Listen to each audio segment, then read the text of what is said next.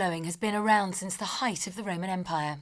It was around that time when people discovered that molten glass could be inflated by blowing into a hollow tube and shaped by the human touch. There are many different techniques that glass blowers use to form vessels and decorative pieces, but for 2,000 years, the base techniques have remained relatively unchanged. It all begins with glass that is melted in a furnace at over 2,000 degrees Fahrenheit. The glass emerges as a pliable gob dangling precariously from the end of a scalding hot blowpipe. Once the gob is secured, the other end of the 5-foot steel or iron pipe is cooled in a barrel of water, and the glass blower can set to handling and shaping the delicate mass.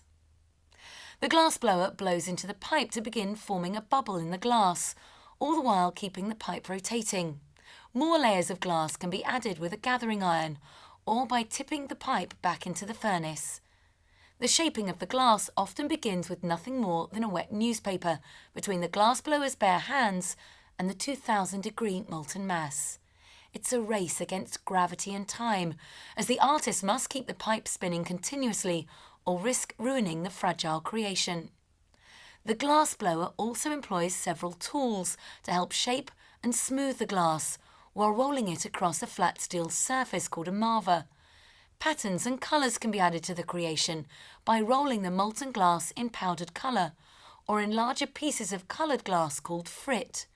The process continues again and again, with this series of gathering, inflating and shaping until the artist's vision has been achieved. After the vessel is formed to the desired shape and colour, it's placed in a kiln that allows the glass to cool down slowly over 24 hours, keeping it from cracking under thermal stress. Once cooled, the glass can be ground, polished, engraved and detailed further.